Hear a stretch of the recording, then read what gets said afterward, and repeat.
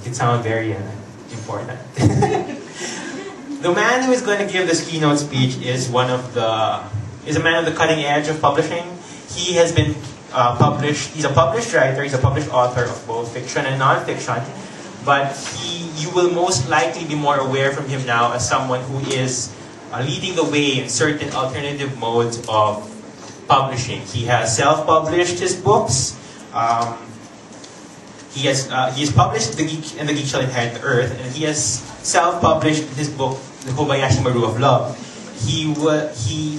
When I say self-published, I mean that he did more than just put it out there. He has also been very active in getting it to the readers. I've seen him with a backpack full of books, selling it at venues or when he speaks. He epitomizes that kind of ethic, and now he is also in the record books as the first Filipino author to have a simultaneous digital and print launch of his book, Geek Tragedies. Currently, Carljoe teaches at the UP Open University. He's connected with UP Press, and as his birthday gift to the world, you can download for free his latest book, I Hate You. The Pop Criticultural Infundibulator. Okay. For free, you can find it online, and you can access his blog, Lumpen Culturati, also, and we have a link to the book from there, right? So you can go there in case you can't Google it because I mangled the way to say it. Okay, so without further ado, Carljoe Javier.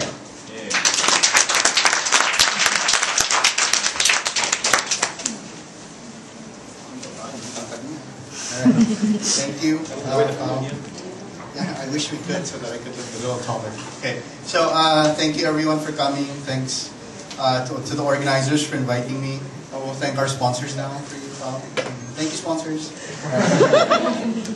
Okay, I was asked to talk about reading and social media and my background as a writer, so it might get a little serious as I go over the paper, but we'll have an open forum after. We can go through the other points there. Right, so there used to be a clear line that divided authors from readers. The thickness of this line could change, but it maintained the divide. This line was the spine of a book. The book with your name on the spine, I was regularly told, was the goal, the be-all and end-all that would make one an author. And for a long time, this held true, but not anymore. Now the line is disappearing. We always knew that good writers had to be good readers. But the transition from good reader to good writer was a rare thing, hindered by modes of production and access to readership. With the net, blogging, social networking, and all of the great things that you can do online though, anybody can write and anybody can read. And that's a beautiful thing. It's beautiful to me. It's scary and ugly to a lot of people though. Scary because suddenly there's no gatekeeper. No one to ensure that things are of quality. And ugly because, well, lots of ugly stuff can be thrown up online. I've been troll fodder myself, and I've seen people who have no other agenda than to bring others down, be given an opportunity to do so online without fear of repercussions. And like all of us here, I've also read more than my fair share of slush pile material, of work that should be greeted with nothing less than a mega facepalm.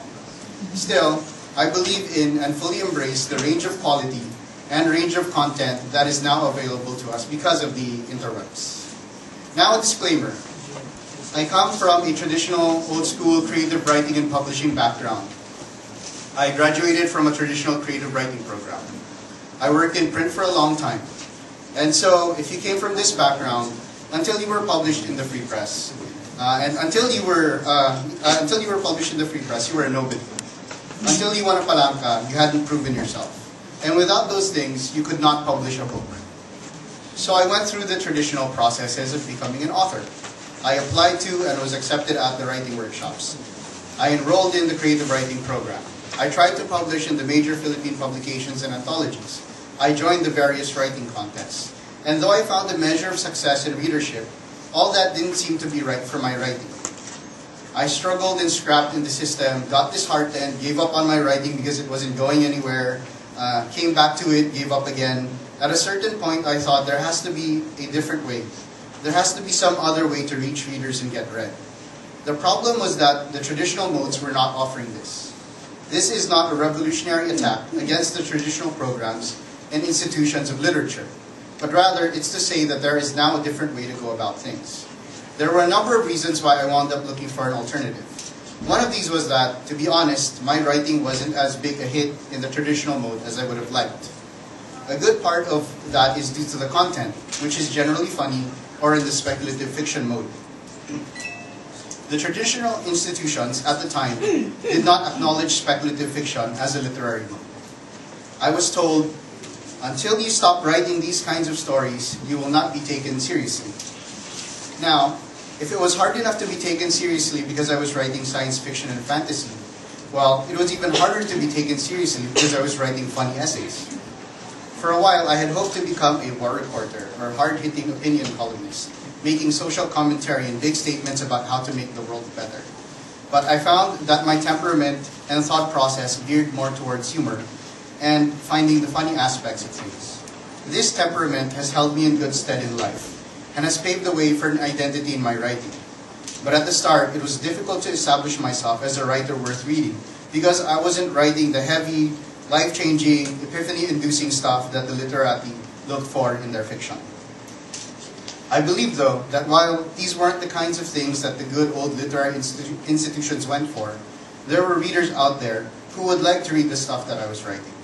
And so I decided to leave the establishment and strike off on my own, trying to find a different way to publish and to be read. What I did was I published independently, and then I marketed aggressively online. My first book was released through a traditional publisher, albeit small. They distributed through traditional means, which means big old national bookstore. And it did all right, selling something around 380 copies in 1 year. However, my independently published book, which issued the traditional publishing and distribution models, sold more than 400 copies in about 3 months. Now I know those numbers are small, but then the numbers for local literature, excepting the likes of Bob Ong, Jessica Safra, Ichi Batakan, and Trece, are usually small anyway. A bestseller sells out a print run, usually a print run of 1,000. So to go indie and sell that many copies was quite an accomplishment. But beyond book sales, there were a lot of things I learned and got to experience with the release of the Kobayashi Maru of Love. One is that it isn't bad to give stuff away. I initially gave copies of the book away in PDF formats, letting people pass it around. This apparently didn't affect sales, as I did pretty well.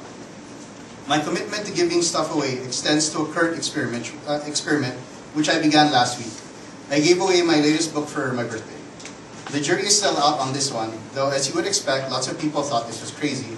But I do hope that, if nothing else, it gets more people to read my books.